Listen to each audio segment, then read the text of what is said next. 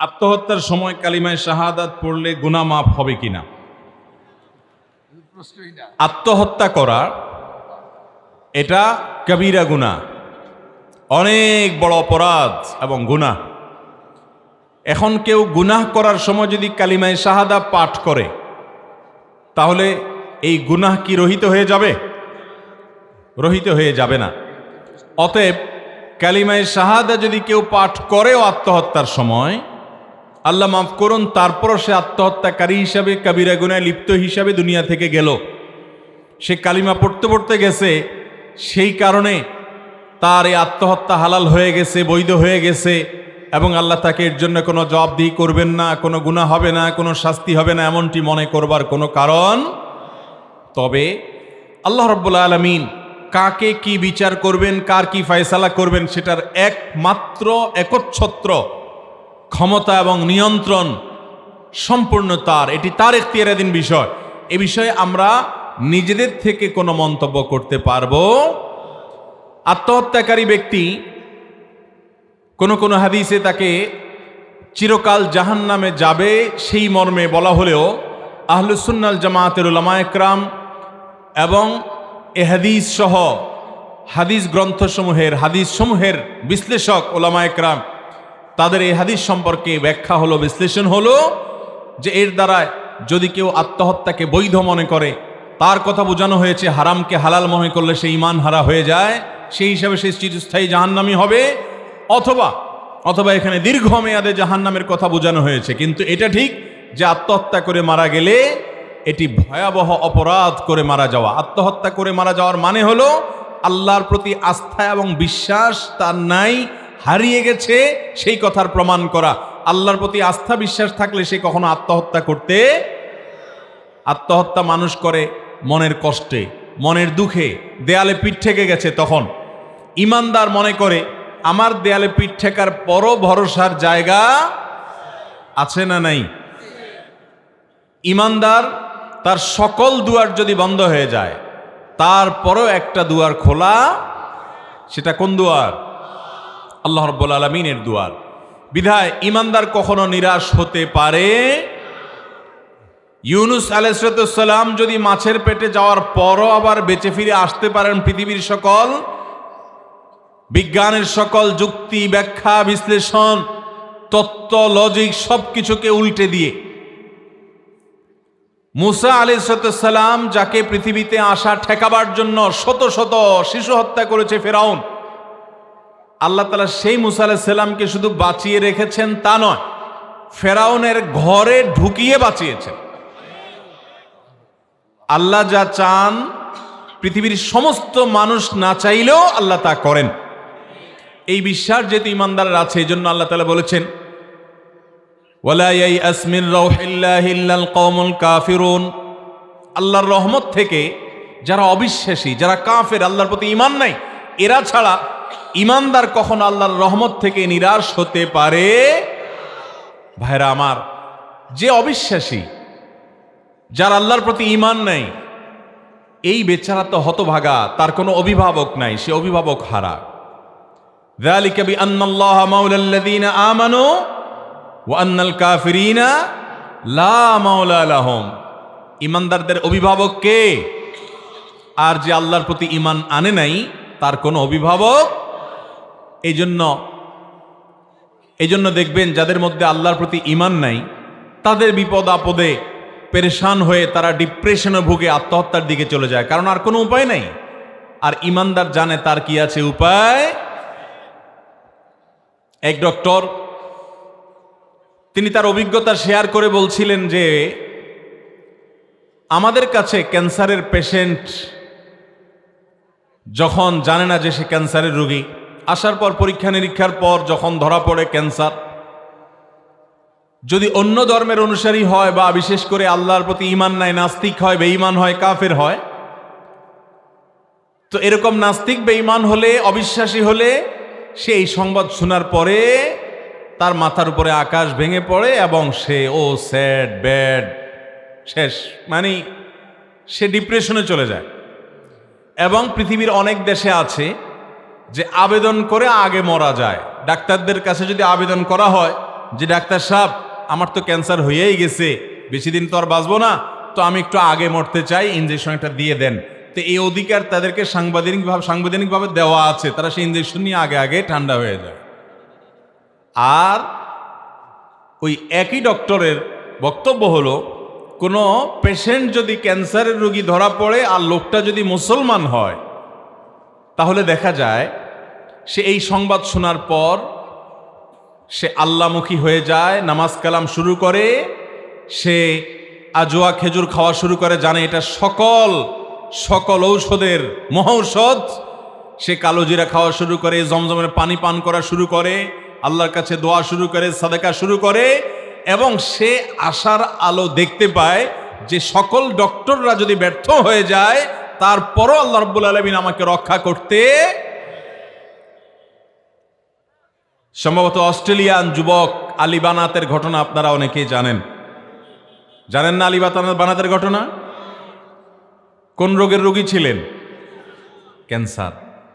বাঁচার কোনো কথা ছিল না, কিন্তু আল্লাহ বাঁচিয়েছেন না বাঁচান নাই? এত উন্নত দেশ, এত উন্নত ট্রিটমেন্ট, সকল গবেষণা ভুল প্রমাণ করে দীর্ঘদিন আল্লাহ তাকে বাঁচিয়েছেন। একসময় চলে গেছেন, চলে তো সবাইকেই যেতে হবে, কিন্তু যত দ্রুত তার চলে যাওয়ার আশঙ্কা করা হয়েছিল তত দ্রুত তিনি যান নাই। আল্লাহ তাকে অনেক দিন সুযোগ দিয়েছেন। তো এভাবে আল্লাহ তাআলা ইমানদারকে একটা আস্থার জায়গা তৈরি করে দেন ইমানের কারণে। সে জানে আমি ঋণগ্রস্ত হয়ে গেছি, ঋণের বোঝা আমার মাথার উপরে পড়ে গেছে, ব্যবসা বাণিজ্য করতে গিয়ে ধরা খেয়ে গেছি, মান সম্মান টিকে না, ইজ্জত টিকে না, ভয়ঙ্কর একটা পরিস্থিতিতে আছি, দেয়ালে পিঠ ঠেকে গেছে। আপাত দৃষ্টিতে আমার সকল সহায় সম্পদ বিক্রি করলেও আমার এই দেনার পাহাড় শোধানো সম্ভব নয়। তারপরও ইমানদার বিশ্বাস রাখবে যে আল্লাহ চাইলে আমার এই সকল দেনা পরিশোধ করে আমাকে পূর্বের হাল বরং তার চাইতে ভালো হালে নিতে পারেন। এই বিশ্বাস আল্লাহর প্রতি থাকা লাগবে কি লাগবে না? যদি কেউ মনে করে যে না আল্লাহ পারে না, নাউজুবিল্লাহ, ইমান থাকবে? আল্লাহ তাআলার গুণবাচক নামের ভিতরে একটা নাম হলো কাদির, সবকিছু পারেন, তার কাছে অসম্ভব বলতে। আর তার কাছে চাওয়ার রাস্তা 24 ঘন্টা ওপেন ফর অল, সবার জন্য মুক্ত, ঠিক কিনা বলেন? অতএব ইমানদার কখনো দেনার বোঝা মাথার উপরে আসার কারণে তিনি দেয়ালে পিঠ ঠেকে গেছে মনে করে আত্মহত্যার পথ বেছে নিতে পারেন। তার আত্মহত্যা করার মানে হলো আল্লাহর প্রতি তার ইমানের ঘাটতি আছে, দুর্বলতা আছে, আস্থার ঘাটতি আছে, সে আল্লাহর কাছে নিজেকে ন্যস্ত করে নাই। এই জন্য ইমানদার কখনো আত্মহত্যা করতে পারে। আল্লাহ সেই কথাই বলেছেন, ওয়ালা ইয়াইআস মির রাউহিল্লাহ, আল্লাহর রহমত থেকে নিরাশ হয় না ইল্লাল কওমুল কাফিরুন, কাফেররা ছাড়া। এই জন্য ইমানদার নিরাশ হতে পারবে? যত বিপদ আসুক, যত পেরেশানি আসুক। আমাদের সমাজে অনেক সময় দেখা যায় যে কেউ অপমানিত হয়েছেন, অসম্মান বোধ করেছেন, তিনি আত্মহত্যার পথে বেছে নেন, কারণ তিনি মনে করেন যে আমার তো আর এই সম্মান উদ্ধার হবে না কখনো, ন্যায়সঙ্গতভাবে হোক আর অন্যায়ভাবে হোক, আমি অপমানিত হয়ে গেছি, আমার মুখ দেখাবার জায়গা নেই। এই মুখ দেখাবার জায়গা নেই, এই জায়গা থেকে আল্লাহ তাআলা সবচেয়ে সম্মানিত, সবচেয়ে উজ্জ্বল মুখের অধিকারী করতে পারেন কি পারেন না? পৃথিবীর ইতিহাসে এমন বহু ঘটনা আছে না নাই? অতএব ইমানদার কখনো আল্লাহর রহমত থেকে নিরাশ হতে পারে। লা তাকনাতু মির রাহমাতিল্লাহ, তোমরা আল্লাহর রহমত থেকে নিরাশ হবে না। ভাইরা আমার, এই জন্য বিশ্ব স্বাস্থ্য সংস্থার জরিপ, বেশ কয়েক বছরের জরিপ, একটা বইয়ে উঠে এসেছে, বইটির নাম হলো রব্বি আল্লাহ। এই বইটি অনুবাদ আমার করার সৌভাগ্য হয়েছে রিয়াদ থেকে, সৌদি আরবের রিয়াদ থেকে এটা প্রিন্ট হয়েছে। সেখানে একটা আর্টিকেল আছে যে পৃথিবীর যেই কোনো ধর্মের মানুষের মধ্যে আত্মহত্যার প্রবণতা সবচাইতে কম হলো মুসলমানদের মধ্যে, সবচাইতে কম। আর আত্মহত্যার প্রবণতা সবচেয়ে বেশি হলো নাস্তিকদের মধ্যে। কারণ ওই যে তাদের ভরসার কোনো জায়গা নাই। এই যে কোভিড-19 চলে গেল, সবচেয়ে তুলনামূলকভাবে সবচেয়ে ভালো ছিল সারা বিশ্বব্যাপী মুসলমানরা। আপনি খুঁজে দেখেন, মিডল ইস্ট দেখেন, আপনি আমাদের এই অঞ্চল দেখেন, আপনি পশ্চিমা দুনিয়া দেখেন, সারা ওয়ার্ল্ডকে আপনি যখন কম্পেয়ার করবেন দেখবেন তুলনামূলকভাবে মুসলিম কান্ট্রিগুলা, মুসলমানদের অধ্যুষিত এলাকাগুলো তুলনামূলকভাবে অনেক সেফ ছিল। এর অন্যতম একটা কারণ হলো যে মুসলমান তার একটা বড় কথার জায়গা আছে আল্লাহ ভরসা। আর আল্লাহ তাআলা বলেছেন ওমাইয়া তাওয়াক্কাল আলাল্লাহ ফাহুয়া হাসবুহ, যে আল্লাহর উপরে ভরসা করার মতো করতে পারবে আল্লাহ তার জন্য যথেষ্ট হয়েই যাবে। অতএব আমাদের আস্থা আল্লাহর উপরে থাকবে কি থাকবে না? আল্লাহ আমাদেরকে সেরকম পাক্কা ইমানদার হওয়ার তৌফিক দান করুন। খবরদার, জীবনের কোনো কঠিন পরিস্থিতিতে আত্মহত্যার পথে পা বাড়ানো যাবে, কিন্তু এরপরও যদি কোনো মুসলমান না বুঝে অতি আবেগে বা অতি ব্যথায় ব্যথিত হয়ে তিনি যদি আত্মহত্যার পথ বেছে নেন এবং তিনি যদি আত্মহত্যার সময় কালিমা পাঠ করেন, যদি এর কারণে তার ওই হারামটা হালাল হয়ে যাবে না, গুনাহ মাফ হয়ে যাবে না, তারপরও তিনি ইমানদার থাকেন, বেঈমান হন না, সেজন্য আহলে সুন্নাত জামাতের বিশ্বাস হলো এই লোককে যদি আল্লাহ তাআলা শাস্তি দেনও তারপরও তার ঈমান নিয়ে দুনিয়া থেকে যাওয়ার কারণে একসময় তিনি জান্নাতে আসবেন ইনশাআল্লাহ। এছাড়া আল্লাহ তাআলা চাইলে এই লোকটার এই অপরাধ মাফ করে তাকে সরাসরি জান্নাতও দিতে। তবে নবী করিম সাল্লাল্লাহু আলাইহি সাল্লামের হাদিস থেকে বোঝা যায় আত্মহত্যাকারীর জন্য ভালো কিছু অপেক্ষা করার সম্ভাবনা খুব কম। আল্লাহ রহমত করলে যে কোনো মানুষকে মাফ করতে পারেন। শিরক করে যদি কেউ তওবা ছাড়া মারা যায় তার কথা ভিন্ন, তাকে আল্লাহ মাফ করবেন না। অতএব আত্মহত্যাকারী ব্যক্তির জন্য আমরা দোয়াও করব, তাদের পক্ষ থেকে দান সদকাও করতে পারবো, কারণ তারা মুসলমান থাকে, অমুসলমান হয় না। আল্লাহ তাআলা আমাদের সবাইকে আল্লাহর প্রতি ভরসা স্থাপনকারী মুসলমান হওয়ার তৌফিক দান করুন। রমজানে ফরজ রোজার সময় অসুস্থতার কারণে অনেক রোজা ভাঙতি পড়ে, থাকার ইচ্ছা আছে কিন্তু ভোর রাতে উঠতে না পারায় রোজাগুলো থাকা হয় না। রাতের খাবার খেয়ে সাহারি না খেয়ে রোজা রাখলে রোজা হবে কিনা? রোজা রাখার জন্য সাহারি খাওয়া কোনো ফরজ বা ওয়াজিব না। আপনি রাতের খাবার অর্থাৎ এশারের আগে পরে যে খানা খেয়েছেন সেই খানার উপরে রোজা রাখতে চাইলেও রোজা রাখতে পারবেন, এমনকি রাতেও খান নাই, আগের দিন কিংবা সন্ধ্যায় খাইছেন, তারপরও আপনি সাহারি খাওয়া ছাড়া রোজা রাখলেও রোজা হয়ে যাবে। তবে সাহারি খাওয়ার সুযোগ থাকলে খাওয়া উচিত, কারণ নবী সাল্লাল্লাহু আলাইহি সাল্লাম বলেছেন তাসাহহারু ফাইন্না ফিস সাহুরি বারাকাহ, তোমরা সাহারি খাও কারণ সাহারির খাবারের মধ্যে বরকত আছে। এই খাবারের ভিতরে কি আছে? কল্যাণ আছে, এটা উপকারী আমাদের জন্য নানান দিক থেকে। এই জন্য সাহারি খাওয়া এটা সুন্নাহ। যদি কোনো কারণে আপনি না খেতে পারেন রোজা হয়ে যাবে। এরপরে প্রশ্ন, বাম চোখ লাফালে কি বিপদের লক্ষণ? বাম চোখ লাফালে কি করা উচিত? বাম চোখ যদি লাফায় তাহলে ডাক্তারের কাছে যাওয়া উচিত। মানে অতিরিক্ত যদি লাফায় অস্বাভাবিক পর্যায়ে, তাহলে একজন ভালো আই স্পেশালিস্টের কাছে যাওয়া উচিত যে আমার চোখে কোনো সমস্যা হয়েছে কিনা, এত বেশি লাফাচ্ছে কেন। তাহলে ডাক্তারের কাছে গিয়ে আপনি চেক আপ করে ট্রিটমেন্টের ব্যবস্থা করবেন।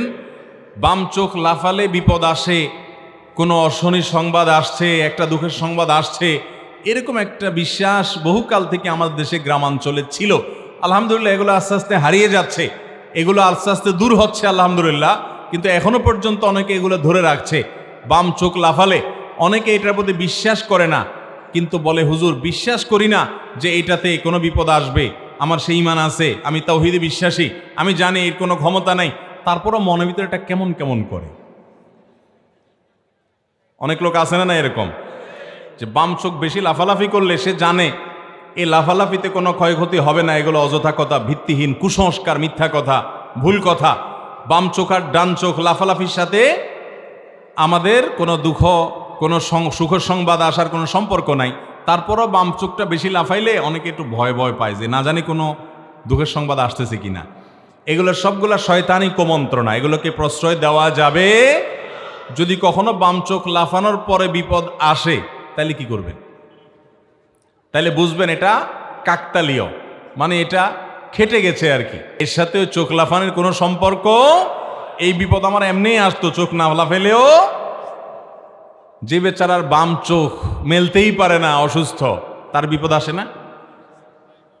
তাহলে যার চোখই নেই, অন্ধ, এই বেচারার বিপদ আসে না? তাহলে বোঝা গেছে লাফানের সাথে আপনার এই আপদ বিপদের কোনো সম্পর্ক, এগুলো কুসংস্কার। ঠিক একইভাবে আমাদের সমাজে অনেকে মনে করে ডান হাত চুলকালে টাকা আসে, এরকম বিশ্বাস আসেনি?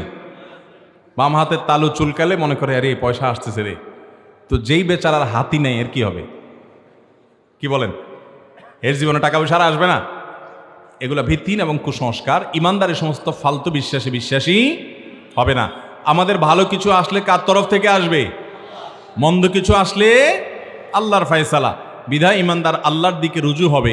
এরকম কোনো চোখের লাফানি আর হাতে চুলকানি দিয়ে কোনো আলামত বিশ্বাস করা ইমানের সাথে সঙ্গতিপূর্ণ নয়, এটি ইমানের সাথে অসঙ্গতিপূর্ণ।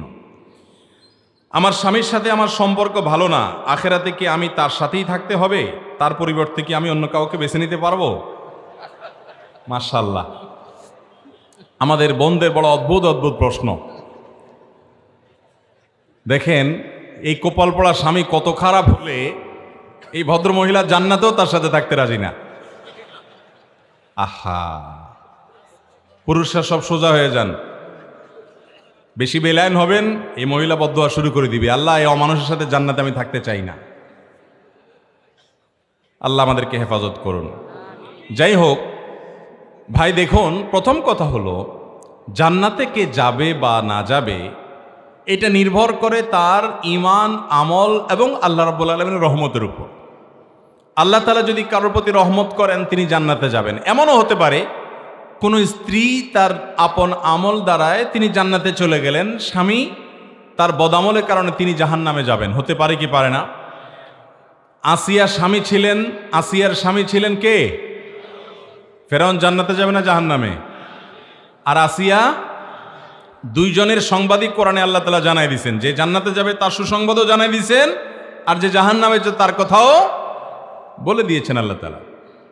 তাহলে বোঝা গেল যে স্ত্রী জান্নাতে গেলেই যে স্বামী চোখ বন্ধ করে জান্নাতে চলে যাবে এমনটি কোনো জরুরি বিষয় নয়। তবে এটা ঠিক যে স্বামী স্ত্রী একে অন্যের সপক্ষে আল্লাহর কাছে আল্লাহর অনুমতি পেলে সুপারিশ করার সুযোগ পেবে, অন্যজনের কাছে যেরকম অন্যজনের বেলা যেরকম পাওয়া যায়, সেই হিসেবে আল্লাহ তাআলা রহমত করে মৌলিক সব বিষয় মান, আকীদা, বিশ্বাস যদি শিরক মুক্ত থাকে, ঠিকঠাক থাকে, তাহলে সেক্ষেত্রে আল্লাহ তাআলা একজন আরেকজনের সুপারিশের মাধ্যমে আল্লাহ জান্নাত দিতেও পারেন। এটা সম্পূর্ণ আল্লাহর ইখতিয়ারাধীন বিষয়। তবে এই প্রশ্নের মূল কথা হলো বা শেষ কথা হলো যে জান্নাতীদেরকে আল্লাহ তাআলা জান্নাতে যে ঢুকাবেন তাদের অন্তরে আল্লাহ তাআলা বলেছেন ওয়ানাযা'না মা ফি সুদুরহিম মিন গিল। জান্নাতীদের অন্তর গিল, হিংসা, বিদ্বেষ, শত্রুতা যা আছে এগুলো সব বের করে দিয়ে তাদেরকে ফ্রেশ করে আল্লাহ জান্নাতে ঢুকাবেন।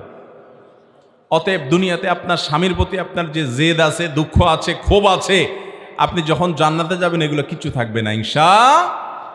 আমরা দোয়া করি আমাদের এই বোনের জন্য আল্লাহ তাআলা তার স্বামীকে যেন তার চক্ষু শীতলকারী স্বামী বানায় দেন। যদি ভদ্রলোক অমানুষ হয়ে থাকে আল্লাহ যেন তাকে মানুষ বানায় দেন, আর এই বোনটাকে যেন সবর এবং ধৈর্য ধারণ করার তৌফিক দান করেন। অতএব স্বামী হিসাবে আমাদের ভালো থাকার চেষ্টা করতে হবে। ভাই, আপনারা সবাই একটা হাদিস জানেন, নবী করিম সাল্লাল্লাহু আলাইহি সাল্লাম বলেছেন খায়রুকুম লি আহলিহি ওয়া আনা খায়রুকুম লি আহলি। তোমাদের মধ্যে সবচেয়ে ভালো মানুষ কে? এই যে এত বিশাল বড় প্যান্ডেলে এত হাজার হাজার মানুষ, আমাদের এই মানুষগুলোর মধ্যে ভালো মানুষ কারা? নবী করিম সাল্লাল্লাহু আলাইহি সাল্লাম বলেছেন যারা বিয়ে শাদী করে ফেলেছেন তাদের মধ্যে ভালো মানুষ হলেন তারা যারা তাদের স্ত্রীর কাছে আসলেই ভালো মানুষ হিসাবে স্টাবলিশ করতে পারছেন, নিজেকে প্রতিষ্ঠিত করতে পারছেন, পরিচিত করতে পারছেন, সার্টিফিকেট নিতে পারছেন বউয়ের কাছ থেকে। এখানে চেয়ারম্যান সাহেব আছেন, চেয়ারম্যান সাহেব আপনার চারিত্রিক সনদপত্র দিবে, মেম্বার সাহেবরা এলাকাতে, ওয়ার্ড মেম্বাররা, কাউন্সিলররা ওনারা চারিত্রিক সনদপত্র দেন, জনপ্রতিনিধিরা দেন, তাই না? নবী করিম সাল্লাল্লাহু আলাইহি সাল্লাম বলেছেন চারিত্রিক সনদপত্র এটা দেওয়ার জন্য সবচেয়ে উপযুক্ত ব্যক্তি হলো প্রত্যেক লোকের বউ।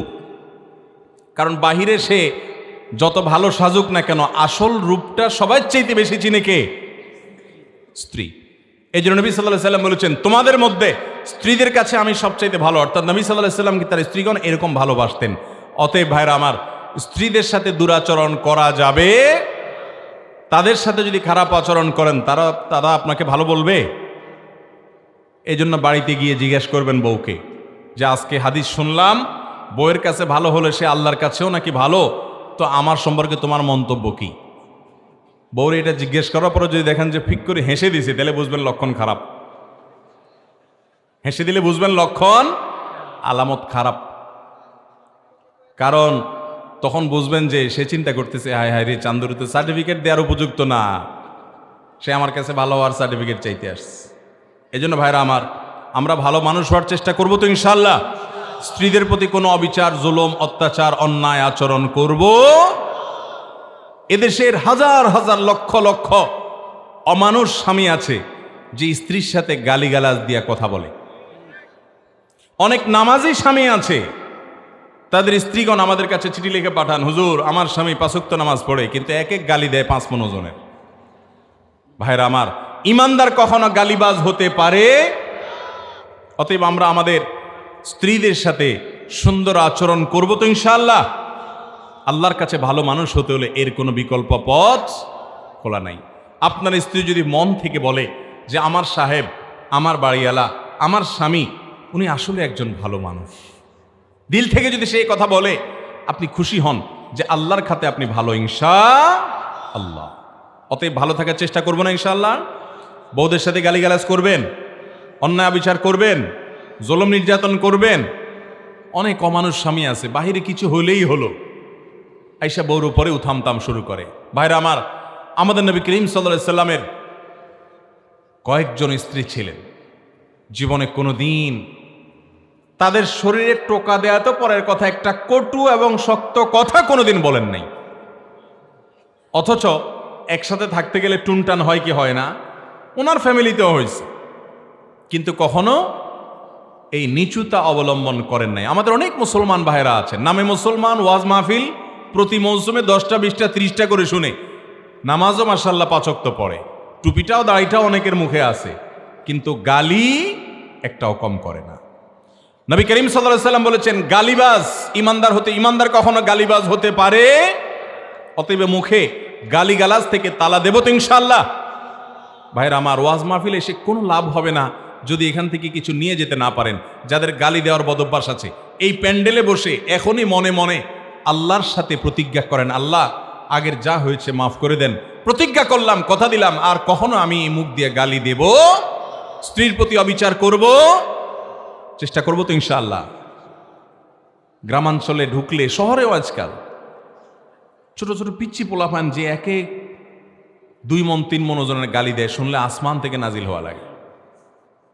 ভাইরা আমার, এই দুশ্চরিত্র থেকে আমাদেরকে বেরিয়ে আসতে হবে। তাহলে এই যে বোন চিঠি দিয়েছেন, আমরা যদিও হেসে দিয়েছি, এটা খুবই বেদনার কথা যে ভদ্র মহিলা আল্লাহ যদি তাকে জান্নাত দেয়, সেই জান্নাতেও এই স্বামী ছাড়া বিকল্প অপশন খুঁজতেছেন, এই অমানুষকে নিয়ে জান্নাতে যেতেও রাজি না। কত মনে কষ্ট হলে এটা সম্ভব? আল্লাহ তাআলা আমাদেরকে স্বামী হিসাবে ভালো মানুষ হওয়ার তৌফিক দান করুন। স্ত্রীরা সব ফেরেশতা হয়ে যাবে, আপনি যা চাইবেন একবার সব আপনার মন মতো হবে, এটা একজন নির্বোধ মানুষ আশা করতে পারে। কোনো বুদ্ধিমান মানুষে আশা করতে, আরেক ফ্যামিলির মেয়ে ওখানে বড় হয়েছে, আপনার ফ্যামিলির সাথে অনেক কিছু ম্যাচ করবে না, অনেক কিছু মিলবে না, আপনার চাওয়া অনেক কিছু পূরণ হবে না। আরে ভাই, আপনার চরিত্র যে হেফাজত করছে ভদ্র মহিলা, এই ঋণই তো আপনি শোধ করতে পারবেন না সারা বছর। আপনার ছেলে মেয়ে লালন পালন করছে, আপনার বাসায় দুনিয়ার কাজকাম করছে, আপনি এগুলোর যদি মূল্য হিসাব করেন, ওই যে একবার কোন ভদ্র মহিলা যেন তার স্বামীর জন্য রেট ঠিক করে দিয়েছে আর একটা বাক্স বসাইছে। স্বামীটা ভালো মানুষ ছিল মনে হয়, যে প্রতিটা শার্ট দোলাই 15 টাকা, প্যান্ট 15 টাকা, গেঞ্জি 10 টাকা, টুপি 5 টাকা, আর রান্না প্রতিবেলা 200 টাকা, এরকম করে অঙ্ক বসায় দিয়া চিরকুট টাঙ্গায় দিছে, বলছে চান্দু হিসাব করে করে বাক্স রেখে দিবা।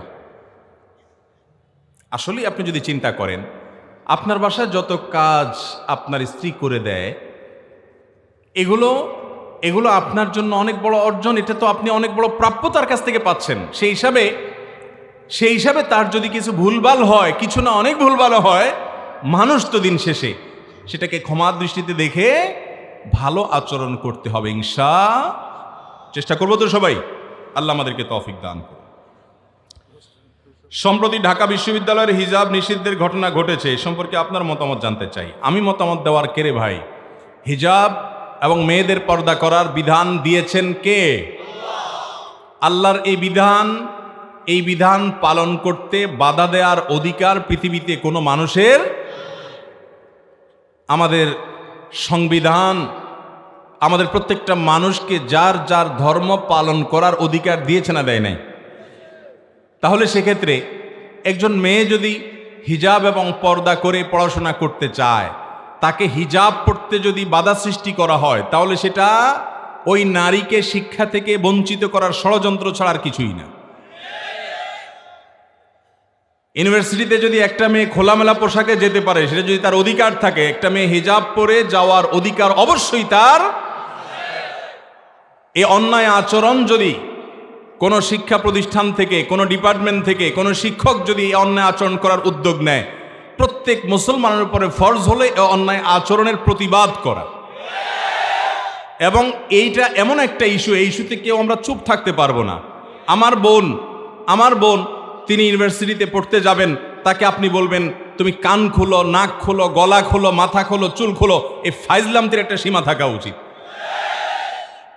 আপনি বলবেন আইডেন্টিফিকেশনের দরকার আছে। আইডেন্টিফিকেশন চিনাতে আসছেন আমাদেরকে, আমরা আইডেন্টিফিকেশন বুঝি না? যখন করোনা ছিল তখন আইডেন্টিটি কিভাবে চিহ্নিত হয়েছে? হয় নাই? করোনা এসে পৃথিবীতে বহু কিছু শিখাই গেছে আমাদেরকে, শিখায় নাই?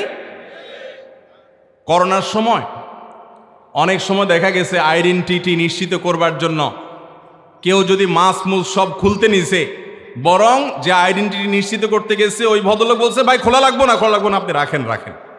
ঠিক না ভাই? ঠিক। মরণের ভয়ে তখন তো সবই হয়ে গেছে।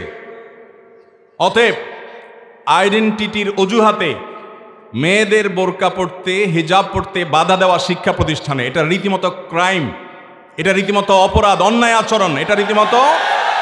এই অপরাধটা আজ ঢাকা ইউনিভার্সিটিতে ঘটেছে এমন না। আমরা প্রায় সময় শুনি দাড়ি থাকলে সে আপনার ইউনিভার্সিটিতে যেতে পারবে না, টুপি পড়তে পারবে না, টাকনু পরে পাজামা পড়তে পারবে না। আরে ভাই, এটাকে মগের মূল্যক নাকি?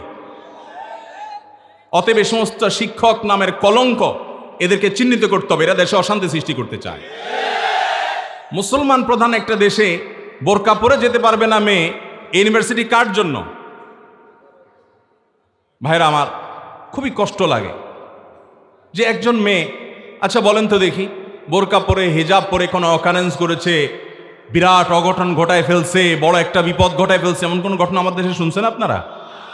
তাহলে এদেশের শান্তিপূর্ণ মানুষ হলো ধার্মিক মানুষেরা, প্রকৃত কোরআন এবং হাদিসের অনুসারী যারা, তাদের চাইতে শান্তিপূর্ণ মানুষ এদেশে আর হতে। এরাই দেশের শ্রেষ্ঠ নাগরিক, শ্রেষ্ঠ মানুষ। অতএব তাদের চলার পথ বন্ধ করা কখনো সুবিবেচনা প্রসূত সিদ্ধান্ত হতে পারে। অতএব এই অন্যায় আচরণ আমরা তীব্র নিন্দা করব। আমরা আবার মতামত দেওয়ার কেড়ে ভাই, আল্লাহর ফরজ বিধানের বিরুদ্ধে কারোর বলার যেরকম রাইট নাই, এবং কেউ যদি অন্যায় আচরণ করতে চায়, কারোর সাংবিধানিক অধিকার ক্ষুণ্ণ করতে চায়, তার বিরুদ্ধে আমরা প্রত্যেকটা মানুষ প্রতিবাদ করব। এদেশের শিক্ষা প্রতিষ্ঠানগুলোতে কোনো শিক্ষা প্রতিষ্ঠান, সবগুলো না, বিচ্ছিন্ন ঘটনাই, কিন্তু এই বিচ্ছিন্ন ঘটনাগুলো আমাদেরকে আহত করে, আমাদেরকে অনেক বেশি আহত করে। আরে ভাই, আমার ধর্মটা আমি পালন করবো, এইটুকু করতে দিবেন না? অতএব আমাদের বোনরা যারা ঢাকা ইউনিভার্সিটিতে পর্দার সাথে পড়াশোনা করতে চাচ্ছে, এই মেয়েরা পড়াশোনা করলে দেশের লাভ হবে না ক্ষতি হবে? যারা পর্দা নিজেরা করেন না, এরা বুঝেন না আসলে একজন পর্দানসীন নারীর কাছে তার পর্দার মূল্য কতটুকু, এটা তারা বুঝেন না। আমি ঢাকার মিরপুরে যখন আমার বাসা ছিল 2002-03 সনের দিকে, আমার মনে আছে নিচতলা একটা বাসায় আমি ছিলাম, ভাড়া বাসা মণিপুরে।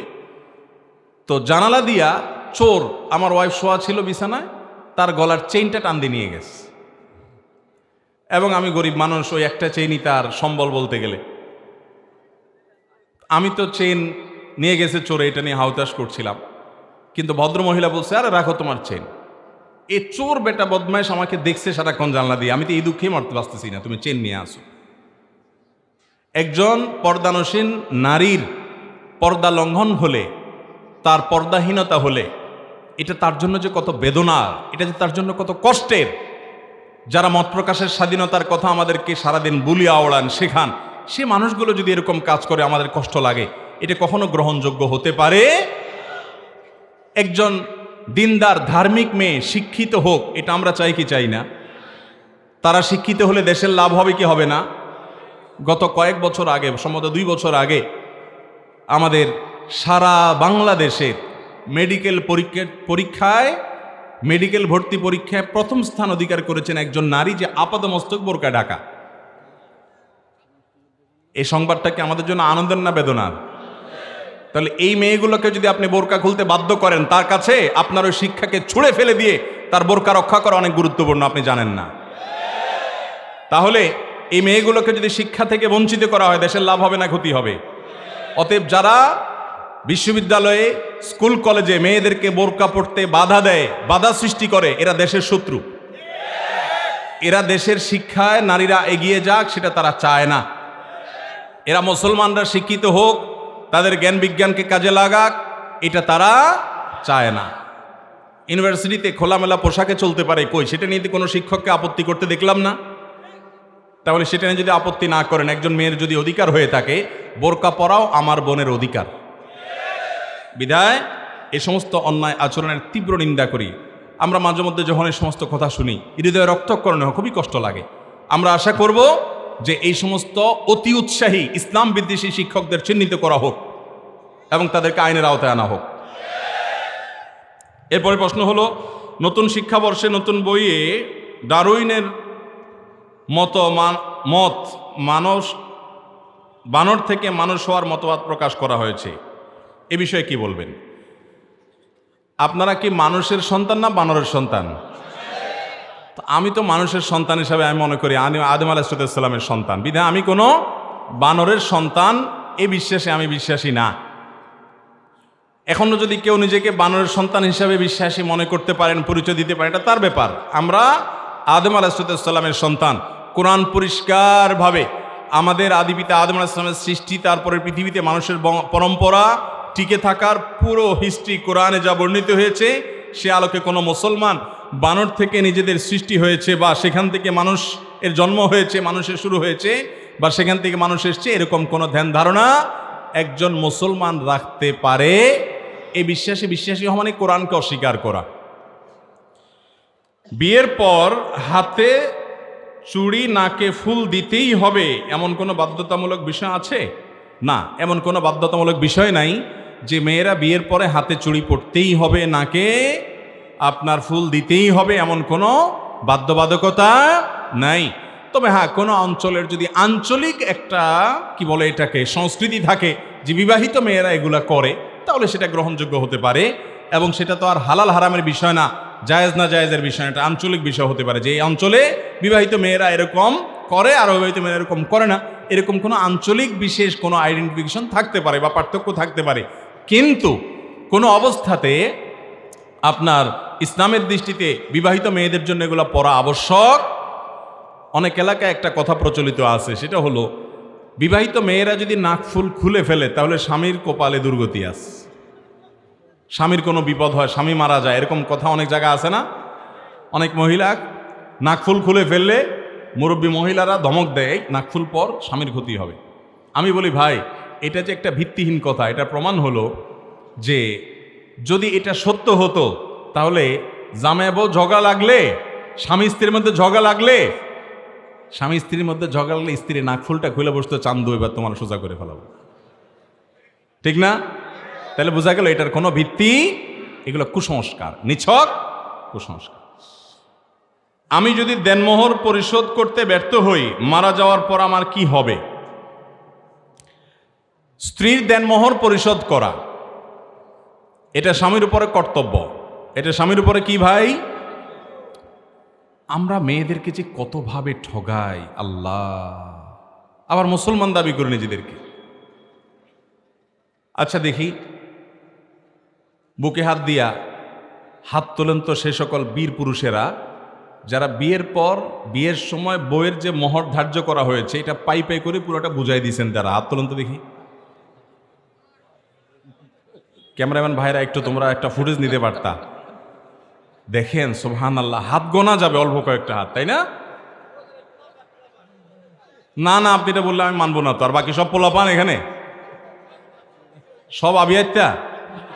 আরে না, বহু বিবাহিত মানুষ আছে, আমি তো চেহারা দেখতেছি এখানে। আচ্ছা, আলহামদুলিল্লাহ, আমি খুব শুকর আদায় করে বলতে পারি, আমার যখন 2800 টাকা বেতনের আপনার মাদ্রাসা শিক্ষকতা আর 10,000 টাকা বেতনের মসজিদের চাকরি ছিল, তখনই আমার স্ত্রীর মহরের টাকা আমি পরিপূর্ণভাবে শোধ করে দিয়েছি। আমি না শুধু এদেশে আলেম ওলামাদের 99% দেখবেন হুজুরদের তো সব জায়গায় দোষ দেন, নারীদের দিকে আপনারা দেন। বেশিরভাগ হুজুরদের দেখবেন যে আমার টানাটানির সংসারে আমি আমার বউর মহের টাকা দিয়ে দিছি, দেওয়ার পরে ভদ্র মহিলা দেখি টাকাগুলো আমার বাসাতেই আলমারিতে ধুয়ে দিয়েছে। বললাম এগুলো এখানে কেন? বলে যে আমি এগুলো দিয়ে কী করবো? আমি কি এটা কোনো কথা? টাকা দিয়ে মানুষ কি করবে? এটা কোনো কথা? এটা তুমি তোমার মাকে গিফট করে দাও, তোমার ভাইকে গিফট করে দাও, তুমি একটা কিছু কিনো, আমাকেও কিছু গিফট করো চাইলে। ইসলাম তোমাকে এটা স্বাধীনতা দিয়েছে। পরে দেখলাম না ভদ্র মহিলা কোনো কিছু করে না, তখন আমি তার সাথে আরো কিছু টাকা টাকা দিয়া তার নামে 1 কাঠা জায়গা এখনো তার নামে আছে, ওই জায়গা আমি তাকে কিনে দিয়েছি যে এটা তোমার মহারণা পাবে, এটা তোমার জায়গা। ভাইরা আমার ভালো করে শুনে রাখেন, আল্লাহ তাআলা কোরআনে কারিমে স্পষ্টভাবে বলেছেন ও আতুন নিসা সাদুকাতিহিন্না নিহলা, মেয়েদের মোহর তোমরা আদায় করে দিবে, এটা তাদের প্রাপ্য অধিকার। আমি প্রায় সময় বলার চেষ্টা করি, এই দেশে এমন এক চিটারি হয় এই জায়গাটাতে, বাসর ঘরে ওই বেচারি ভদ্র মহিলাকে ফুসলায়া ফাসলায়া টাউট বাটপার স্বামী বলে কি, বলে যে দেখো এখন মহর তো মুরব্বীরা ধরছে 10 লাখ 1 টাকা, 5 লাখ 5 টাকা, আমি তো কয়দিন পরে ইটালি চলে যাচ্ছি, কত টাকা, কত 5 লাখ আসবে, সবই তো তোমার, এখন তুমি পারমিশন না দিলে তো আমি আগাইতে পারি না। ভদ্র মহিলা বেচারি সরল মনে বলে, আরে কি বলেন, আপনার টাকা দিয়ে কি করবো আমি, গেল আর কি, শেষ। এইভাবে মেয়েদেরকে আমরা ঠকাই কি ঠকাই না? যারা মহর দেন নাই, এই মাহফিল থেকে যে মহর পরিশোধ করার পরিকল্পনা করবেন তো ইনশাআল্লাহ কিস্তিতে পরিশোধ করবেন, সিস্টেম সহজ, একসাথে দিতে পারেন না, কি দিতে পরিশোধ করবেন? কিস্তিতে। ছোট্ট একটা নোটবুক দিয়া ভদ্র মহিলার কাছে দিবেন, বলবেন টাকা দিলে লেখা লেখা রাখবা, ওই দোকানদারের টাকা যেরকম শোধ করেন এরকম শোধ করবেন। সিরিয়াসলি বলতেছি, চেষ্টা করবেন না ইনশাআল্লাহ? সবাই স্ত্রীর মহারণা পরিশোধ করবেন তো? স্ত্রীর মহর পরিশোধ করা ছাড়া যদি মারা যান, ভালো করে শুনে রাখেন, স্ত্রীর মহর পরিশোধ করা ছাড়া যদি মারা যান, স্ত্রীর কাছে এই টাকা দেনাদার হিসাবে কিয়ামতের ময়দানে আপনি দাঁড়াবেন। আর সেদিন কিন্তু কেউ কাউকে ছাড় দিবে, পাই পাই করে হিসাব দিতে হবে। এবং ফুকায়ে কেরাম এই মহরের এই মাসআলাতে চমৎকার একটা মাসআলা বলেছেন, সেটি হলো যে কোনো মানুষ যদি মারা যায়, তার পরিত্যক্ত সম্পদ থেকে স্ত্রীর মহারণা পরিশোধ করতে হবে। এটা পাওনাদারের পাওনার মতো, এটা পাওনা, অতএব স্ত্রীর মহর পরিশোধ করবো তো ইনশাআল্লাহ। মেয়েদেরকে আমরা কতভাবে ঠকাই দেখেন, মহর পরিশোধের বেলায় খবর নাই, বাপ মা মারা গেছেন, জমি জমাতে মেয়েদের ভাগ আছে, সেখানেও কোনো খবর, ফুসলায়া ফাসলায়া জাল ভিত্তিহীন ফতোয়া দিয়া মেয়েদেরকে আমরা ঠকাই দিই। বলি কি, বলি যে না এটা তো আসলে বাবার বাড়ির সম্পদ, মেয়েরা নিলে নাকি তাদের নাকি এটা সয় না, এই সমস্ত বানোয়াট কথা বলে তাদের আমরা হক নষ্ট করি। আল্লাহ আমাদেরকে প্রত্যেকের হকের গুরুত্ব বোঝার তৌফিক দান করুন। মা বোনদের তাদের প্রাপ্য বুঝাই দেব তো ইনশাআল্লাহ। অতএব যদি দেনমোহর পরিশোধ করতে আপনি ব্যর্থ হন, মারা যাওয়ার পর আপনার পরিত্যক্ত সম্পদ থেকে পাওনাদারের পাওনা যেরকম পরিশোধ করা হয়, আপনার স্ত্রীর মহরও কি করতে হবে? পরিশোধ করতে হবে। একজন মুমিনের 24 ঘন্টার রুটিন কি জানালে উপকৃত হবে? চমৎকার একটি প্রশ্ন। একজন ইমানদারের 24 ঘন্টার রুটিন কেমন হবে? ইমানদার ভোরে ফজরের ওয়াক্ত হলে, আজান হলে ঘুম থেকে উঠে অজু করে সুন্দর করে, পুরুষ হলে জামাতের সাথে গিয়ে, মহিলা হলে বাসায় নামাজ পড়বেন খুব ধীরস্থিরতার সাথে, সুন্দর সাথে। এরপরে ফজর নামাজের পর তিনি সকাল সন্ধ্যার দোয়াগুলো ফজর নামাজের পর অথবা আগে সময় থাকলে আগে সকালের দোয়াগুলো, সকাল সন্ধ্যার দোয়াগুলো পাঠ করবেন। সুযোগ থাকলে সূর্য ওঠার 15-20 মিনিট পর 2 রাকাত ইশরাক পড়বেন। এরপর তার কাজে কামে তিনি বের হয়ে যাবেন। সকালে ঘুমানোটা এটা আমাদের জন্য স্বাস্থ্যগত দিক থেকে উপকারী বিষয় নয়, আর কোরআন হাদিসের দৃষ্টিতে প্রশংসনীয় কোনো বিষয় নয়। এরপরে কাজে কামে বের হবেন আল্লাহর নামে, বের হয়ে হালাল উপার্জন করবেন, হারাম উপার্জন করবেন না। কান দ্বারা হারাম জিনিস শুনবেন না, চোখ দ্বারা হারাম জিনিস দেখবেন না, চোখের হেফাজত করে হালাল উপার্জন করে জোহর ওয়াক্ত হলে আজান দিলে মসজিদে এসে পুরুষরা মহিলারা নিজ জায়গাতে কাজ সালাত আদায় করে নেবেন ফরজ। এরপরে 5 ওয়াক্ত নামাজ পরবর্তী দোয়া দুরূদগুলো পড়ে মসজিদ থেকে বের হয়ে যাবেন। আল্লাহ বলেছেন ওয়াইদা ফাইদা কুদিয়াতিস সালাহ ফান্তাশিরু ফিল আরদ, নামাজ শেষ হয়ে গেছে জমিনে বাইর পড়ো, ওয়াবতাগু মিন ফাদলিল্লাহ, আল্লাহর করুণা তালাশ করো। এরপরে যে আপনি আবার জোহর পর্যন্ত প্রয়োজন হলে উপার্জন করবেন, প্রয়োজন না থাকলে বাসায় ফিরে আসবেন। এবং দুপুরে কায়রুলা করা সুন্নাহ, সেই কায়রুলা আপনি শেষ করলেন, জোহর পড়লেন, এরপরে আপনি দুপুরের পর আবার কাজকাম করলেন, আবার আসর ওয়াক্ত আদায় করলেন, আসর টু মাগরিব সকাল সন্ধ্যার দোয়াগুলো পড়েন, না হলে মাগরিব পরে পড়েন, মাগরিবের সালাত পড়ে এশার আগে আগে খেয়ে ফেলেন। এটা একটা গুরুত্বপূর্ণ ব্যাপার। খানা, রাতের খানা কখন খাওয়া উত্তম? এশার আগে আগে। কিন্তু এশারের আগে খানা আমরা খাওয়ার কথা কল্পনাও করি না। এশারের আগে খানা খাওয়াটা স্বাস্থ্যের জন্য উপকারী। কেন জানেন? কারণ আপনি খানা খেয়ে ফেলছেন, এরপরে আপনি এশার নামাজ পড়বেন, আপনার এক্সারসাইজ হয়ে যাবে, এগুলো ডাইজেস্ট হয়ে যাবে, এরপর আপনি বিছানা চলে যাবেন, আপনার জন্য স্বাস্থ্যগত দিক থেকে উপকার হবে। আমরা কি করি? এশার নামাজ পড়ে যে ভূতের মতো টেলিভিশনের সামনে রিমোট নিয়ে বসি, আধা ঘন্টা, 1 ঘন্টা, 2 ঘন্টা টক শো, মিষ্টি শো, নাটক, সিনেমা, আউল ফাউল এসব করে টোরে এরপরে কয়টা খায় দপ করে আমরা শুয়ে পড়ি বিছানায়। সব আমরা স্থূল হয়ে যাচ্ছি। এটা স্বাস্থ্যের জন্য ভালো কিছু না। আর এশার আগে কথাবার্তা, খাওয়া দাওয়া সব শেষ করে এশার পরে দ্রুত শুয়ে পড়া, এই জিনিসটা তো সমাজ থেকে একেবারে হারিয়ে গেছে। আমি নিজেও আমল করতে পারি না পুরোপুরি, তারপর আলহামদুলিল্লাহ আমার বাসায় মাহফিলের মৌসুমের বাইরে আমরা চেষ্টা করি 10টা থেকে 11টার ভিতরে যে কোনো মূল্যে শুয়ে পড়ার। আমাদের সমাজে আজকাল 12টা 1টা না বাজলে আমাদের ঘুম হয় না। রাত দেরি করে শোয়া এটা ফজর নামাজ পড়ার জন্য সহায়ক না বাধা? অতএব ফজর নামাজ পড়তে হলে রাতে তাড়াতাড়ি শুইতে হবে। এছাড়া আমরা জানি এখন সায়েন্টিফিকলি এটা প্রমাণিত, রাতের প্রথম অংশ 10টা থেকে 2টা পর্যন্ত এই টাইমের ঘুমটা মানুষের স্বাস্থ্যের জন্য অনেক ভালো। এতে মানুষের ইমিউন সিস্টেমটা অনেক স্ট্রং হয়, রোগ প্রতিরোধ ক্ষমতা বৃদ্ধি পায়। করোনা যখন আসছে কত কিছু যে আমরা শিখছি, কিন্তু এটা শিখি নেই যে এই সুন্নাত নবী সাল্লাল্লাহু আলাইহি ওয়াসাল্লাম বহু আগে শিখিয়ে দিয়ে গেছে। অতএব আমরা এই সুন্নাত সম্মত লাইফস্টাইল গড়ে তুলবো তো ইনশাআল্লাহ। আল্লাহ তাআলা আমাদেরকে তৌফিক দান করুন। অনেক বেশি আমল করতে পারেন না, অসুবিধা নেই ভাই। ইমান বিশ্বাসটা ঠিক আছে, 5 ওয়াক্ত ফরজ নামাজ পড়েন, হালাল উপার্জন করেন, গালমন্দ দেওয়া, কাউকে অধিকার নষ্ট করা এগুলা করবেন না, আপনার আখলাকটা ঠিক রাখবেন, ইনশাআল্লাহ জান্নাতের পথ সুগম হবে। আল্লাহ আমাদের সবাইকে তৌফিক দান করুন। এরপরে প্রশ্ন হলো, মুসলমানদের বাবা কয়জন? অনেকেই বলে পীর বাবা, কেবলা বাবা, দয়াল বাবা, অমুক বাবা, তমুক বাবা। এত বাবা আসল বাবা কে জানতে চাই। ভাই, মুসলমান কেন, অমুসলমানেরও বাবা কয়জন? একজন। জন্মদাতা বাবা, তিনি হলেন কি? বাবা। এছাড়া আর মুসলমানের আসলে প্রকৃত অর্থে কোনো বাবা, শ্বশুরকে যে আমরা বাবা বলি সেটা কি আমাদের রিয়েল বাবা হিসাবে বলা? ওইটা তো বাবার মতো মর্যাদা তুল্য, সেই দিক থেকে আমরা বলি। আপনার যখন কোনো ফর্ম ফিল আপ করতে হয়, পিতার নামের ঘরে কি আপনি শ্বশুরের নাম লেখেন? তাহলে বোঝা গেল আপনি তারা আসলে বাবা হিসাবে, মানে ওই প্রকৃত জন্মদাতা বাবা হিসাবে আপনি বাবা বলেন না। এটা কথার কথা বলেন সম্মান দেওয়ার জন্য, এটা ঠিক আছে, এতটুকু জায়েজ আছে। এছাড়া কোনো শিক্ষক, কোনো মুরব্বী পিতৃতুল্য, তাকে আপনি পিতৃতুল্য বলতে পারেন। কিন্তু মুশকিল আজকাল যে বলে না কেবলা বাবা কি, পীর বাবা, দয়াল বাবা, কত বাবার কথা শুনলাম, সুবহানাল্লাহ। একটা মানুষের এত বাপ থাকলে এটা তো ভালো কথা না ভাই। বাপ থাকবে কয়জন? একজন। বিদায় এ সমস্ত না। তবে হ্যাঁ, এটা ঠিক যে উস্তাজ বা মুরব্বী কেউ যেটা বললাম পিতৃতুল্য হতে পারে, তাকে পিতার মতো মর্যাদা করছেন, পিতৃতুল্য তাকে আপনি বলতে পারেন। নবী করিম সাল্লাল্লাহু আলাইহি সাল্লাম বলেছেন, আমি তোমাদের জন্য বাবার সমতুল্য। বিমানজালাতিল ওয়ালিদ, বাবা যেরকম সন্তানকে সবকিছু আদর করে শিখায়, তোমাদের সব কল্যাণের কথা আমি শিখাই দেই। এটা নবী সাল্লাল্লাহু আলাইহি সাল্লাম বলেছেন। বিদায় সেই দৃষ্টিকোণ ভিন্ন কথা। বাকি মুসলমানের মূলত বাবা একটাই হবে, যাকে তাকে বাবা বলা। আর অনেকে আছে যে নিজের পীর সাহেবরে এত বাপ ডাকে, নিজের জন্মদাতা বাপরেও জীবনে এতবার ডাকে নেই। এরকম অনেক লোক আছে না নাই? আবার অনেক জামাইও আছে এরকম, শ্বশুর বাবাজি যে আব্বাজি আব্বাজি এত জিকির করে, নিজের বাপরে এতবার বলেন। আছে না নাই? কপাল পোড়া। আল্লাহ আমাদেরকে বোঝার তৌফিক দান করুন।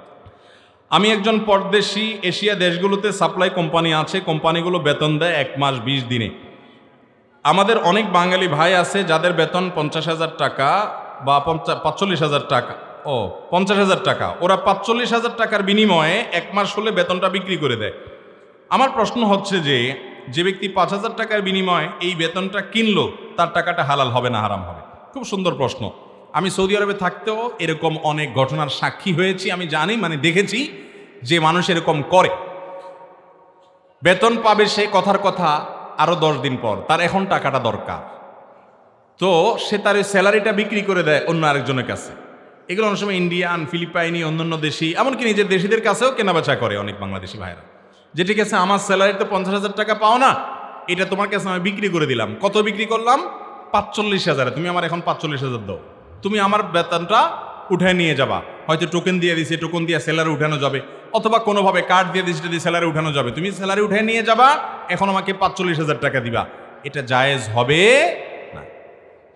কারণ আপনি এখানে তার কাছ থেকে মূলত লোন নিয়েছেন, এবং লোন নিয়ে বিনিময়ে আপনি কি করছেন, ওই 5,000 টাকা অতিরিক্ত তাকে আপনি দিলেন, যার কারণে এটা জায়েজ হবে না, এটা সুদে গণ্য হবে।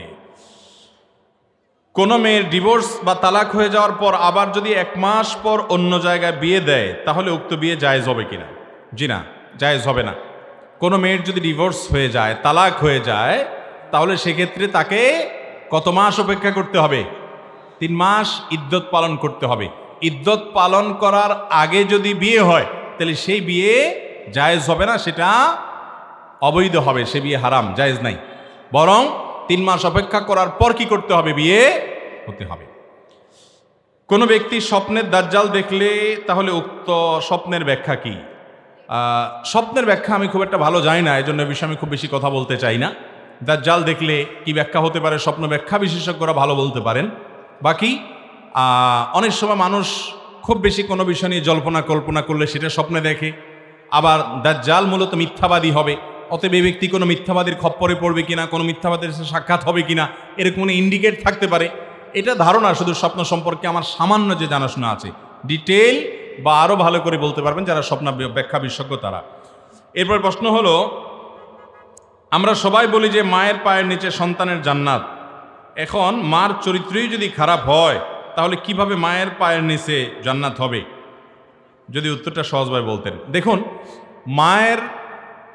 মা তাকে অনুকরণ করলে জান্নাত পাওয়া যাবে, এই মর্মে বিভিন্ন হাদিসে বিভিন্ন বক্তব্য রয়েছে। এখন যদি মা খারাপ হয়, তারপর সন্তান হিসেবে আপনি মায়ের সাথে সদাচরণ করতে হবে, তার প্রতি দুরাচরণ করতে পারবেন। অনেক সন্তানরা এই জায়গাটাতে ভুল করে বসে। আপনার মা বাবার বিচার করার রাইট বা অধিকার ইসলাম আপনাকে, আপনি দিন শেষে তার সন্তান, অতএব আপনি তাকে কি করবেন? রেসপেক্ট এবং সম্মান।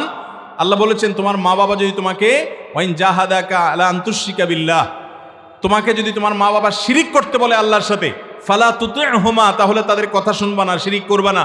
কিন্তু ওয়াসাহিবহুমা ফিদ দুনিয়া মা'রুফা, তাদের সাথে তোমরা ঠিকই সদাচরণ করতে হবে, যদিও তারা মুশরিক হয়, অমুসলমান হয়। তাহলে মা বাবা যদি খারাপও হয়, আপনি ভালো করার চেষ্টা করবেন, অন্যদেরকে দিয়ে বুঝাবেন, আল্লাহর কাছে দোয়া করবেন, কিন্তু তাই বলে আপনি বিচারের ভার কাঁধে তুলে নিতে পারবেন এবং তাদের সেবা যত্ন করার মাধ্যমে আপনি আল্লাহর সন্তুষ্টি ঠিকই অর্জন করতে পারবেন। সমাজে যে সকল মানুষ পুরুষে সমকামিতা লিপ্ত হয়, তারা কি ইমামতি করতে পারবে? নাউজুবিল্লাহ। সমকামিতার এই জঘন্য অপরাধে লিপ্ত কোনো মানুষ যদি জানা যায় এবং প্রমাণিত হয়, শুধু ধারণাপ্রসূত কোনো কথা নয়, যদি সুপ্রমাণিত হয়, তাহলে এরকম ব্যক্তিকে ইমাম হিসাবে নিযুক্ত করা জায়েজ নাই। এবং এরকম ব্যক্তি যদি প্রমাণিত হয়, তাহলে অবশ্যই ইমামতি তাকে বরখাস্ত করতে হবে, কারণ এটা আল্লাহর জমিনের সবচেয়ে জঘন্য নিকৃষ্ট অপরাধগুলোর মধ্যে থেকে একটা। হস্তমৈথুন কি বড় ধরনের কোনো গুনাহ? আর হলে কিভাবে ছেড়ে দিব, তার উপায়গুলো বলবেন। অবশ্যই মাস্টারবেশন এটা জঘন্য অপরাধ এবং কাবিরা গুনাহ, মহাপাপ। কারণ আল্লাহ রাব্বুল আলামিন কোরআনে কারীমে বলেছেন, ফামান ইবতাগা ওয়ারাআ যালিকা ফাউলাইকা হুমুল আদুন। সূরা মুমিনুন 18 নম্বর পারার প্রথম সূরার প্রথম পৃষ্ঠায় আল্লাহ বলেছেন যে মানুষ বৈবাহিক উপায়ে তার যৌন আকাঙ্ক্ষাকে পূরণ করবে, সে এই হালাল পন্থা ছাড়া, মিল্কি ইয়ামিন বা নিজের বৈধ স্ত্রী ছাড়া অন্য উপায়ে যদি সে তার যৌন আকাঙ্ক্ষাকে পূরণ করে, সে সীমালঙ্ঘনকারী। এই আয়াত বলছে যে মাস্টারবেশন করলে সেটা সীমালঙ্ঘনের অন্তর্ভুক্ত হবে, জাহান্নামে যাওয়ার কারণ হবে। বিভিন্ন হাদিস থেকেও এ বিষয়ে নিষেধাজ্ঞা প্রমাণিত হয়। এই জন্য সারা বিশ্বের সকল উলামা একরাম একমত যে মাস্টারবেশন করা এটা ছোট কোনো অপরাধ নয়, এটা কবিরা গুনাহ। যুবকরা বাঁচতে চান, তাহলে সেক্ষেত্রে প্রথম কথা হলো হারাম জিনিস দেখা ছেড়ে দেন, মোবাইল থেকে এই সমস্ত বাজে জিনিস ডিলিট করে ফেলেন, প্রয়োজনে দামি মোবাইল বাদ দিয়ে বাটন ফোনে চলে যান। এবং সবচেয়ে স্থায়ী ব্যবস্থা হলো বিবাহ শাদী যত দ্রুত সম্ভব করা যায় তত ভালো। মুরব্বীরা ছেলে মেয়ে উপযুক্ত হলে বিয়ে দিতে দেরি করবেন না, আর যুবকরাও তথাকথিত পায়ে দাঁড়ানোর অজুহাত করে দেরি করবেন না, নিজের ঈমান আমলকে হেফাজত করবেন, নির্জনতা পরিহার করবেন, আল্লাহর কাছে পানা চাইবেন। আমি কলেজে পড়ি, কিন্তু মেয়েদের সাথে আমার ক্লাস বা প্রাইভেট পড়তে হয় একসাথে, এতে আমার কোনো গুনাহ হবে কিনা? একসাথে যদি পড়তে হয়, তাহলে আপনি আপনার চোখের হেফাজত করবেন, দৃষ্টি সংযত করবেন, ইমানদার হিসাবে নিজের চরিত্রকে হেফাজত করবেন, যাতে গুনাহে লিপ্ত হতে না হয়। সেই সাথে আপনি আল্লাহর কাছে পানাহ চাইবেন যে কোনো মূল্যে। তাদের সাথে কথা বলতে হলে ফিতনামুক্তভাবে, ধরুন একান্তে কথা বলবেন না, কয়েকজন মিলে থাকবেন এবং দৃষ্টিকে হেফাজত করবেন। নিজের সাথে নিজে যুদ্ধ করে সংগ্রাম করে চলতে হবে আপনাকে। আপনার ইমান আমল নষ্ট করে পড়ালেখা যদি করা লাগে, এই পড়ালেখা করার চেয়ে ইমান আমল রক্ষা করার গুরুত্ব অনেক বেশি। ফেসবুকে ফেক আইডি খুলে বন্ধুদের সাথে মজা করা কি গুনাহ হবে? দেখেন, ফেক আইডি যদি এরকম হয়, ধরেন ছদ্ম কোনো নাম ব্যবহার করলো যেটা মিথ্যা বলা যাবে না, কথার কথা আইডির নাম দিল ভালো মানুষ, সে নিজেকে মনে করে সে একজন ভালো মানুষ, সে হিসেবে একটা ভালো মানুষ আইডির নাম দিল, দিয়ে কোনো বন্ধুর সাথে দুষ্টামি করলো। দুষ্টামি করতে গিয়ে যদি মিথ্যা কথা না বলে, অনেকে কিন্তু দুষ্টামি করে মিথ্যা কথা বলে, আছে না নাই? যুবকরা এখন দুষ্টামি করে মিথ্যা কথা বলার তো ডাইলবাদ হয়ে গেছে। শুনে রাখেন, নবী করিম সাল্লাল্লাহু আলাইহি ওয়াসাল্লাম বলেছেন, আনা যাঈমুন বিবাইতিন ফি ওয়াসাতিল জান্নাতি লিমান তারাকাল কিযবা ওয়া ইন কানা মাযহান। দুষ্টমি করে, মজা করে, রসিকতা করেও যে মিথ্যা কথা বলে না, তার জন্য জান্নাতের সেন্টার পয়েন্টে একটা প্রসাদ আল্লাহর কাছ থেকে পাইয়ে দেওয়ার দায়িত্ব আমি নিলাম, নবী সাল্লাল্লাহু আলাইহি ওয়াসাল্লাম বলেছেন। অতএব যুবকরা, রসিকতা করেন, মিথ্যা কথা বলবেন না। আমাদের নবী সাল্লাল্লাহু আলাইহি ওয়াসাল্লাম কিভাবে রসিকতা করছে জানেন? এক লোকরে বলছে, ইয়া জালুজনাইন, ও দুই কানওয়ালা, কথার কথা এদিকে আসো। দুই কানওয়ালা এদিকে আসো মানে কি? কারো কি তিন কান হয়? এটা তো রসিকতা করে বললেন, কারণ ওই লোকটারও দুই কান আছে, উনিটা শুনে হেসে দিয়েছেন। তাহলে নবী করিম সাল্লাল্লাহু আলাইহি ওয়াসাল্লাম যে কথা বলে রসিকতা করতেন, এগুলো মিথ্যা হতো না। অতএব মিথ্যা কথা বলবেন না রসিকতা করে। বন্ধুকে বললেন, হ্যাঁ আমি থানা থেকে বলতেছি, ওসি সাহেব, হ্যাঁ তোমার বিরুদ্ধে মামলা আছে, তুমি তাড়াতাড়ি থানায় আসো, ডাহা মিথ্যা কথা। তো এরকম মিথ্যা বলে দুই নম্বরই করে রসিকতা করা যাবে ভাই, হাদিসে নিষেধ আছে। আর ছদ্মনাম ব্যবহার করে যদি সেখানে মিথ্যা কোনো কিছু না করেন, প্রতারণা না করেন, আপনি খারাপ কিছু না করেন, এমনি রসিকতা করলেন, ভালো কিছু করলেন, এটা নাজায়েজ হবে না।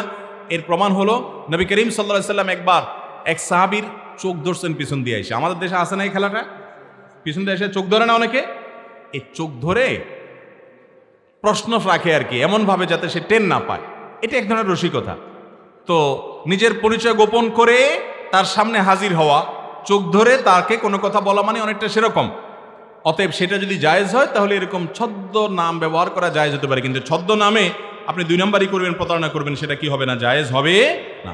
আমার অজান্তে কেউ আমাকে জাল নোট যদি দেয়, পরবর্তীতে আমার জানার পর ওই নোটটা অন্য কাউকে দিতে পারবো না? ভাই, দিতে পারবেন না, দিতে পারবেন না। এটা একটা দুঃখের কথা যে আরে টাকাটা দিতে পারবো না, আপনার লস হবে। কিন্তু এটার বিনিময়ে আপনি আল্লাহর কাছে আজর পাবেন যে আপনি আরেকজনকে প্রতারণা করলেন না, এই যে একটা গুনাহ করলেন না, এর জন্য আল্লাহর কাছে সওয়াব পাবেন না? অনেকের মসজিদে নিজের জুতা না পাইলে আরেকজনটা নিয়ে হাঁটা দেয়, আছে না? না এরকম লোক? আরে ভাই, আপনার জুতা একজনও নিয়ে গেছে, তাই বলে আপনি আরেকজনটা নিয়ে যান কিভাবে? হ্যাঁ, সবাই চলে গেছে, আপনার সাথে আরেকটা জুতার মিল আছে, মনে হচ্ছে ভুলে কেউ নিয়ে গেছে, এটা ভিন্ন কথা। ঠিক একইভাবে আপনাকে জাল নোট দিয়া এক লোক জাল কারবারি করছে, দুই নম্বরই করেছে। আপনি যদি সে একই টাকা আরেকজনকে সহজ সরল মানুষকে ঘুষাইয়া দেন, ঢুকাইয়া দেন, তাহলে আপনি তো প্রতারণা করলেন। তো আপনি প্রতারিত হয়েছেন, ক্ষতিগ্রস্ত হয়েছেন, আপনার লস হয়েছে, ঠিক আছে, কিন্তু এর বিনিময়ে আপনার আমলনামাতে সওয়াব লেখা হবে যদি আপনি সবর করেন। এটা নিয়ে আপনি দুই নম্বরই করতে পারবেন না। একবার এক ভদ্রলোক, সে তার 500 টাকা এরকমকে একটা জাল দিলে সে গল্প দিয়ে বলতেছিল, সে বলে যে ওই টাকাটা আমি সুন্দর করে ভাঁজ করে আমার মানি ব্যাগে রেখে দিয়েছি। ভাবলাম যে এই টাকা যাকে তাকে দিলে তো গুনাহ হবে, মানুষকে ধোকা দেওয়া যাবে না। তো কোন পুলিশ তাকে ধরে পথে ঘুষ চাইছে, তো আস্তে করে ওটা দিয়ে দিয়েছে। যে ঘুষ নেয় ওই বেচারা তো কোনো রকম চুপে চাপে হাতে নিয়ে পকেটে ঢুকাতে পারলে জান বাঁচে, সে তো আর চেক করে না। বলছে যেই দরে কেনা ওই দরে বেচা, যেমনি আসছে ওই পথে গেছে। তো আপনি ঠান্ডা মাথায় কোনো মানুষকে, খবরদার, এর মানে এটা না যে আপনাকে আমি বলতেছি আপনি কাউকে এটা করবেন, কারণ আপনি কাউকে জাল টাকা চালায়া দেওয়া এটা অন্যায় করা, কারণ আপনি তার সাথে প্রতারণা করলেন। মুসলমান প্রতারক হতে পারে। মান গাশশা ফালাইসা মিন্না, নবী সাল্লাল্লাহু আলাইহি ওয়াসাল্লাম বলেছেন যে ধোঁকা দেয় সে আমার উম্মত নয়। মসজিদে কেউ যদি ভুল ক্রমে আমার পুরাতন ছেঁড়া জুতা নিয়ে যায়, তাহলে নতুন জুতা রেখে যায়, যদি তাকে পাওয়ার সম্ভাবনা না থাকে, তাহলে কি তার জুতা ব্যবহার করতে পারবো কিনা? মাশাআল্লাহ, মাত্রই তো উত্তর দিয়ে ফেললাম, আমাদের প্রশ্ন হাজির। দেখেন, মসজিদে যদি আপনার জুতা হারায় যায়, তাহলে সেক্ষেত্রে আরেকজনের জুতা আপনি নিয়ে যাবেন না। যদি এমন হয় যে আপনি নিশ্চিত হলেন যে এই জুতাটা আমার জুতার মতোই এবং এই ভদ্রলোক ভুলে মিস্টেক করে সে চেঞ্জ করে ফেলছে, তাহলে আপনি নিয়ে যেতে পারেন। যদি দেখেন যে আর কেউ নেই, এটাই রয়ে গেছে, তাহলে বুঝবেন যে বেচারা এটা রেখে গেছে। অনেক সময় চোর হলে কি হয়েছে, তার ভিতরে মানবতা বোধ থাকে, সে চিন্তা করে যে ভদ্রলোকের জুতাটা আমি নিয়ে যাচ্ছি বাড়িতে যাবে কেমনি, এই জন্য একটা ছেঁড়া ফাটা জুতা আইনে ওটা রেখা যায়। তো আপনি যেটা বুঝতে পারেন যে চোর ভাই ছাড়া আর কেউ এটা রেখে যায় নাই, সবাই চলে গেছে, তাহলে আপনি ওটা নিয়ে যেতে পারবেন। কথা কি বুঝাতে পারছি? কিন্তু এছাড়া আপনি যে কারোর জুতা নিয়ে যেতে পারবেন না। কোনো আত্মীয় যদি আমার জন্য আত্মীয়ের কাছে আমার নামে ভিত্তিহীন বদনাম বলে, ওই ক্ষেত্রে আমি কি রাগে আত্মীয়ের সাথে সম্পর্ক ছিন্ন করতে পারবো? আপনি রাগ করার অধিকার অবশ্যই আছে, এটা মানুষের প্রাকৃতিক ব্যাপার, রাগ করবেন, কিন্তু রাগের ভ্যালিডিটি হবে কয়দিন? 3 দিন। কয়দিন? 3 দিন রাগ করে আপনি কথা বলবেন না, 3 দিনের বেশি না। এরপর আপনি আবার কথা বলবেন। যদি সে অন্যায় আচরণ করে, সে আল্লাহর কাছে অপরাধী হিসাবে বিবেচিত হবে। তাই বলে আপনি আল্লাহর কাছে দোষী হবেন না। সবশেষ প্রশ্ন, অনেকগুলো প্রশ্ন আরও আছে, উত্তর দিতে পারবো না সব। ডক্টর খন্দকার আব্দুল্লাহ জাহাঙ্গীর রহমাল্লাহ স্যারের সাথে আপনার পরিচয় কিভাবে হলো? ডক্টর খন্দকার আব্দুল্লাহ জাহাঙ্গীর রহমাল্লাহ এদেশের ক্ষণজন্মা আলেমে দ্বীন, ইসলামী বিশ্ববিদ্যালয় কুষ্টিয়ার সম্মানিত প্রফেসর ছিলেন। উম্মার ঐক্য প্রয়াস, উম্মাকে এক করার এক অসাধারণ প্রচেষ্টা তার মধ্যে ছিল।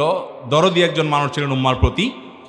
স্যার রাহিমাহুল্লাহ, তার সাথে আমার পরিচয় সম্ভবত 2013 কি 12-13 বা 14 এরকম সময়।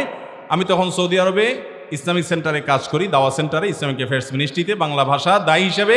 দেশে আসার পর আমার উস্তাজ মোহতারাম যশোর জামিয়া ইসলামিয়া মাদ্রাসার বর্তমান মোহতামিম মুফতি মুজিবুর রহমান হাফিজাহুল্লাহ হুজুরের কাছ থেকে স্যারের নাম্বার নিয়ে আমি স্যারের বক্তব্য শুনি। আমার কাছে মনে হতো এই লোকটা উম্মার দরদ বুকে রাখেন, তার সাথে দেখা হওয়া দরকার।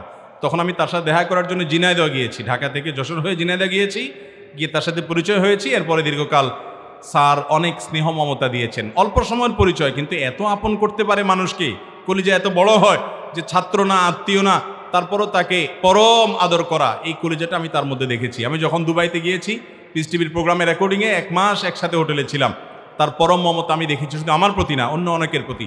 আল্লাহ রাব্বুল আলামিন স্যার রাহিমাহুল্লাহর এই ভালো গুণ এবং উত্তম বৈশিষ্ট্য আমাদের সবাইকে আল্লাহ তাআলা অর্জন করার তৌফিক দান করুন।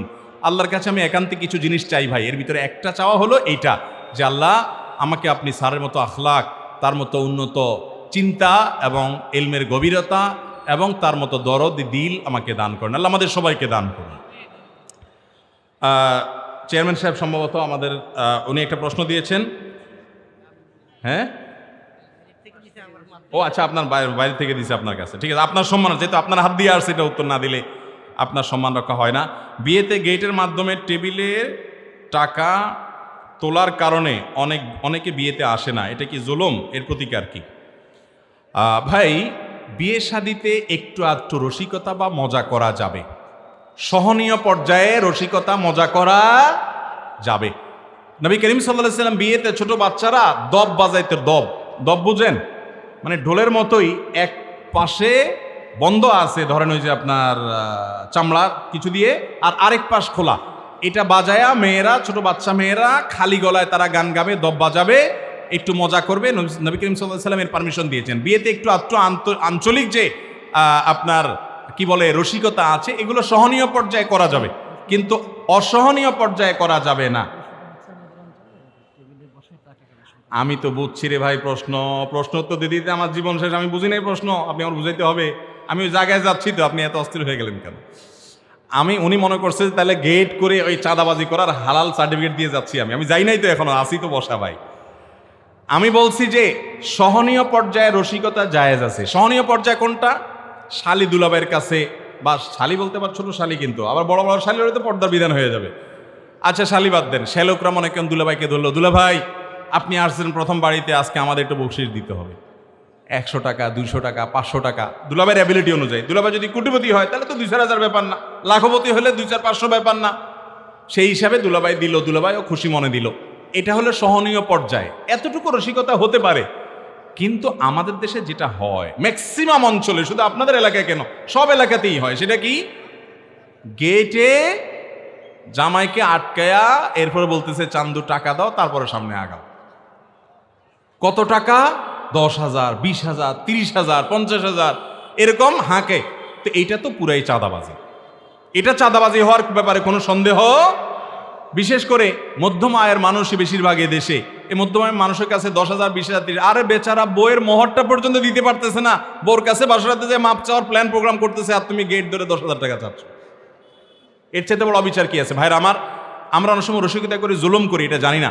মনে রাখবেন যে বর পক্ষের কাছ থেকে এইভাবে তাদেরকে ফান্দে ফেলে টাকা আদায় করা, এমন যদি কনে পক্ষের থেকেও হয়, তাহলে এটা সম্পূর্ণ হারাম এবং নাজায়েজ।